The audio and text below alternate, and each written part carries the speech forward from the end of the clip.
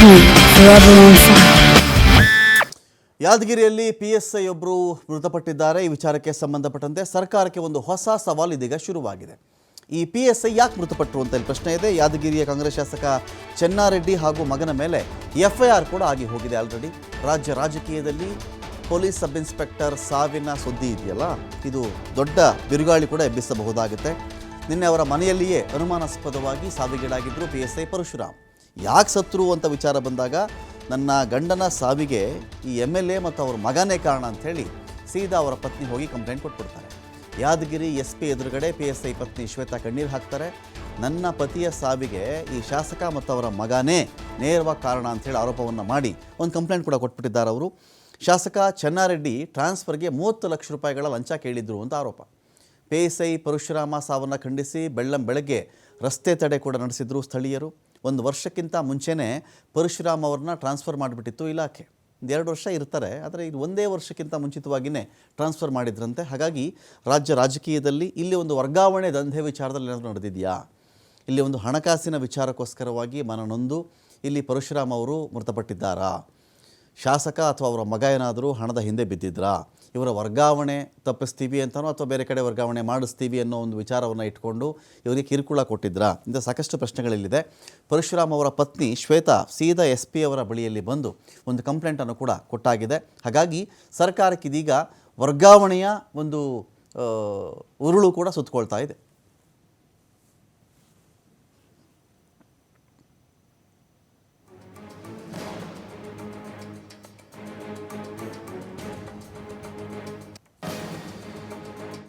Sir ಸಲಗ ನಾವು ಹೋರಾಟ ಮಾಡ್ತೀವಿ. ಅವ್ರು ಒಬ್ಬ ಒಳ್ಳೆ ದಕ್ಷ ಅಧಿಕಾರಿ, ಅವ್ರ ಸಲಗ ನಾವು ಹೋರಾಟ ಮಾಡ್ತೀವಿ. ಭಾಷಾ ಅಣ್ಣನ್ ಕರೀರಿ, ಭಾಷಾ ಅಣ್ಣನ್ ಕರೀರಿ.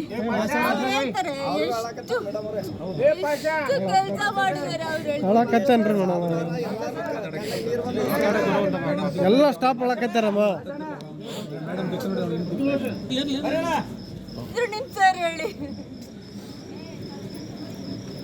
ನೀವ್ ಹೇಳಿ ಅಣ್ಣ, ನೀವ್ ಹೇಳಿ ಅಣ್ಣ, ನೀವ್ ಹೇಳಿ ಹೆಂಗ್ ಕೆಲಸ ಮಾಡಿದ್ರು. ಅಲ್ಲಿ ಹೋಮ್ರಿ, ಹಾಸ್ಪಿಟಲ್ ಬೆಲ್ಲ ಹೋಮ್ರಣ್ಣ. ಹಗಲು ರಾತ್ರಿ ತಿರುಗಿಲ್ವಾ, ಡ್ಯೂಟಿಗೋಸ್ಕರ ತಿರುಗಿದ್ರೆ ಇಲ್ವಾ, ಒಂದ್ ತಪ್ಪು ಮಾಡಿದ್ರ ಅಣ್ಣ. ಏನ್ ಹೇಳ್ಬೇಕು ಸರ್, ಅವ್ರ ಡಿಪಾರ್ಟ್ಮೆಂಟ್ ಆಗಿ ಅವ್ರಿಗೆ ಸಪೋರ್ಟ್ ಮಾಡ್ತಿಲ್ಲ. ಯಾರು MLA ಸಪೋರ್ಟ್ ಮಾಡ್ತಿದ್ದಾರೆ, ದುಡ್ಡು ತಿನ್ನೋ ಅವ್ರಿಗೆ ಸಪೋರ್ಟ್ ಮಾಡ್ತಿದ್ದಾರೆ. ಅವರು ದುಡ್ಡು ಕೊಡ್ತಾರೆ, ಅವ್ರಿಗೆ ಸಪೋರ್ಟ್ ಮಾಡ್ತಿದ್ದಾರೆ. ಇನ್ನೂ ಎಷ್ಟು ದುಡ್ಡು ತಿನ್ನಿಸ್ತೀರಾ MLAಗೆ? ನೀವು MLAನ ಸಾಕ್ತೀರಾ ನೀವು ಎಷ್ಟು ಹಗಲು ರಾತ್ರಿ ದುಡಿದು ಕಷ್ಟಪಟ್ಟು ಹೆಂಡತಿ ಮಕ್ಕಳನ್ನ ಬಿಟ್ಟು, ಊಟ ಬಿಟ್ಟು, ತಂದೆ ತಾಯಿನ ಬಿಟ್ಟು, ಎಲ್ಲರನ್ನ ಬಿಟ್ಟು ದುಡಿತೀರಾ. ಯಾರಿಗೋಸ್ಕರ?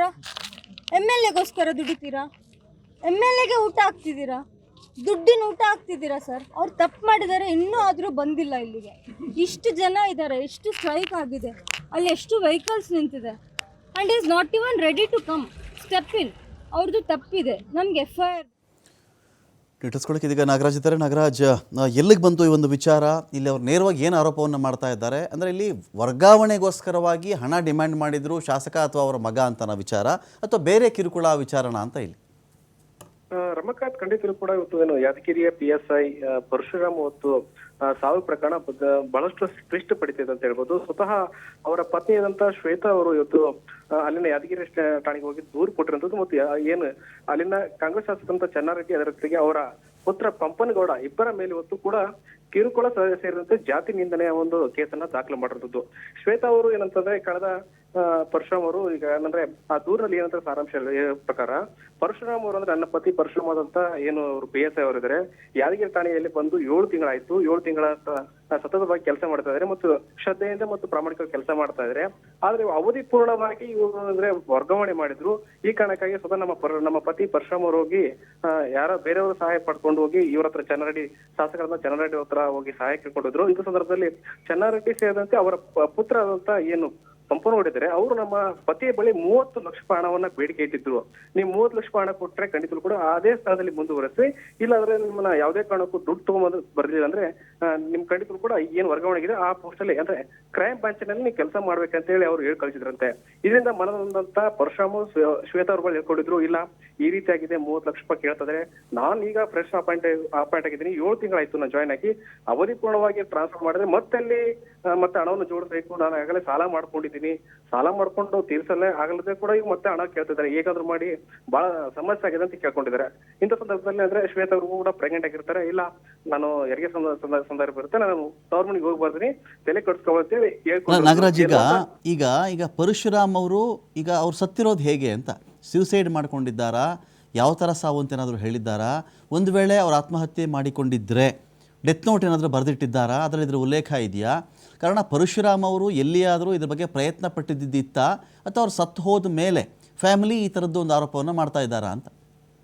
ರಮಾಕಾಂತ್, ಈಗ ಅವರು ಶ್ವೇತಾ ಅವರು FIR ನಲ್ಲಿ ದೂರು ದಾಖಲಿಸಿದಂತೆ FIR ಅಲ್ಲಿ ಸ್ಪಷ್ಟವಾಗಿ ಹೇಳ್ತಿದ್ದಾರೆ, ಇಲ್ಲ ಇವರು ಮಾನಸಿಕವಾಗಿ ಸ್ವತಃ ಶಾಸಕರಂತ ಚೆನ್ನಾರೆಡ್ಡಿ ಅವರು ಮತ್ತು ಪಂಪನಗೌಡ ಮಾನಸಿಕವಾಗಿ ಕಿರುಕುಳ ಕೊಟ್ಟಿದ್ದಾರೆ, 30 ಲಕ್ಷ ರೂಪಾಯಿ ಹಣ ಕೊಟ್ಟಿಲ್ಲ, ಆ ಕಾರಣಕ್ಕಾಗಿ ನನ್ನ ಪತಿ ನನ್ನ ಹತ್ರ ಬಹಳಷ್ಟು ನೋವಿನಿಂದ ಕರೆದು ಬಹಳಷ್ಟು ನೋವಿನಿಂದ ಹೇಳ್ಕೊಂಡಿದ್ರು. ಇಂಥ ಸಂದರ್ಭದಲ್ಲಿ ನಾನು ಮನೆಯಲ್ಲಿ ಇದ್ದಿಲ್ಲ, ಇಂಥ ಸಂದರ್ಭದಲ್ಲಿ ತುಂಬಾ ಹತ್ತಿದ್ರು, ಆ ಕಾರಣಕ್ಕಾಗಿ ಅವ್ರಿಗೆ ಹೃದಯಘಾತವಾಗಿದೆ, ಬಾಯಿಯಲ್ಲಿ ಮತ್ತು ಮೂಗಿನಲ್ಲಿ ಬ್ಲಡ್ ಬಂದಿದೆ. ಇಂಥ ಸಂದರ್ಭದಲ್ಲಿ ಅಲ್ಲಿನ ಸ್ಥಳೀಯರು ಮತ್ತು ಕೆಲವೊಂದಿಷ್ಟು ಸಂಬಂಧಿಕರು ಆಸ್ಪತ್ರೆಗೆ ದಾಖಲು ಮಾಡಿದರೆ ಅಂತ ಇವೆಲ್ಲ ಸಾರಾಂಶ. ಮೂಗಿನಲ್ಲಿ ಮತ್ತು ಬಾಯಿಯಲ್ಲಿ ಬ್ಲಡ್ ಬಂದಿದೆ ಅಂತೇಳಿ ಅವ್ರು ಹೇಳಿರ್ತದ್ದು. ಆದ್ರೆ ಪೋಸ್ಟ್ ಮಾರ್ಟಮ್ ರಿಪೋರ್ಟ್ ಯಾವ ರೀತಿ ಬರುತ್ತೆ ಅಂತ ಕಾದು ನೋಡ್ಬೇಕು. ಯಾಕಂದ್ರೆ ಮೂಗಿನಲ್ಲಿ ಬಾಯಿಯಲ್ಲಿ ಬ್ಲಡ್ ಬಂದಿದೆ ಅಂದ್ರೆ ಏನು ವಿಷ ತೆಗೆದುಕೊಂಡು ಈ ರೀತಿ ಆತ್ಮಹತ್ಯೆ ಪ್ರಯತ್ನ ಪಟ್ಟಿದ್ರ, ಅಥವಾ ಹೃದಯಘಾತದಿಂದ, ಅಥವಾ ಮೂಗಿನಲ್ಲಿ ಏನು ಬಾಯಿಯಲ್ಲಿ ಬ್ಲಡ್ ಬಂತ ಅಂತೇಳಿ ಅಂದ್ರೆ ಏನು ಇದಾಗುತ್ತೆ, ಪೋಸ್ಟ್ ಮಾರ್ಟಮ್ ರಿಪೋರ್ಟ್ ಬರುತ್ತೆ. ಪೋಸ್ಟ್ ಮಾರ್ಟಮ್ ರಿಪೋರ್ಟ್ ಬಂದ್ರೆ ತಿಳಿಯಲಿಲ್ಲ ಅಂತ ಹೇಳ್ಬೋದು. ಒಟ್ಟಾರೆ ಏನಂತಂದ್ರೆ ಸ್ವತಃ ನೇರವಾಗಿ ಪತ್ನಿ ಶ್ವೇತಾ ಇದ್ದಾರೆ, ಈಗಾಗಲೇ ಶಾಸಕರಂತ ಚೆನ್ನಾಗಿ ಮತ್ತು ಅವರ ಪಪ್ಪನ ವಿರುದ್ಧ ಈಗ ಪ್ರಕರಣ ದಾಖಲೆ. ಇವರಲ್ಲಿ ಈ ಶಾಸಕರು ಅವ್ರ ಮಗ ಎಲ್ಲಿದ್ದಾರೆ ಈಗ ಅವರು?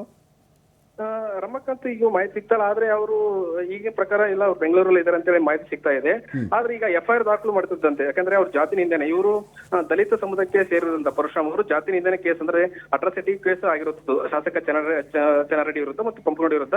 ಅಟ್ರಾಸಿಟಿ ಆದ್ರೆ ಖಂಡಿತ ಕೂಡ ಅವ್ರನ್ನ ಬಂಧನೆ ಮಾಡ್ಲೇಬೇಕಾಗತ್ತೆ, ಯಾಕಂದ್ರೆ ಅಟ್ರಾಸಿಟಿ ಆದ ಕಾರಣ ಬೇಲ್ ನಾನ್ ಬೇಲೇಬಲ್ ಕೇಸ್ ಇರೋದ್ರಿಂದ ಅವ್ರನ್ನ ಬಂಧನ ಮಾಡ್ಲೇಬೇಕಾಗತ್ತೆ. ಆ ಕಾರಣಕ್ಕಾಗಿ ಪೊಲೀಸರು ಕೂಡ ಇವತ್ತು FIR ದಾಖಲು ಮಾಡಿದ್ರೆ ಮತ್ತು ಈ ರೀತಿ ಅಂದ್ರೆ ಪರ್ಮಿಷನ್ ತಗೊಂಡು, ಯಾಕಂದ್ರೆ ಶಾಸಕರಾಗಿರೋದ್ರಿಂದ ಅವ್ರ ಪರ್ಮಿಷನ್ ತಗೊಂಡೆ ಒಂದು ಇದು ಅರೆಸ್ಟ್ ಮಾಡಬೇಕಾಗತ್ತೆ. ಆ ಕಾರಣಕ್ಕಾಗಿ ಅವರು ಕೂಡ ಇವತ್ತು ಪರ್ಮಿಷನ್ ಜನಪ್ರತಿನಿಧಿ ಕೋರ್ಟಲ್ಲಿ ಪರ್ಮಿಷನ್ ತೆಗೆದುಕೊಂಡು ಇವ್ರನ್ನ ಅರೆಸ್ಟ್ ಮಾಡಬೇಕಾದ ಸಂದರ್ಭ ಬಂದು ಓದಬಹುದು. ಆದ್ರೆ ಇದು ಪದೇ ಈಗ ಕಾಂಗ್ರೆಸ್ ಶಾಸಕರಾಗಿರೋದ್ರಿಂದ ಇದು ಸರ್ಕಾರ ಮೇಲೆ ಯಾವ ರೀತಿ ಒತ್ತಡ ಬೀಳುತ್ತೆ ಕಾದು ನೋಡಬೇಕಾಗುತ್ತದೆ. Ramakanth, thank you Nagaraj.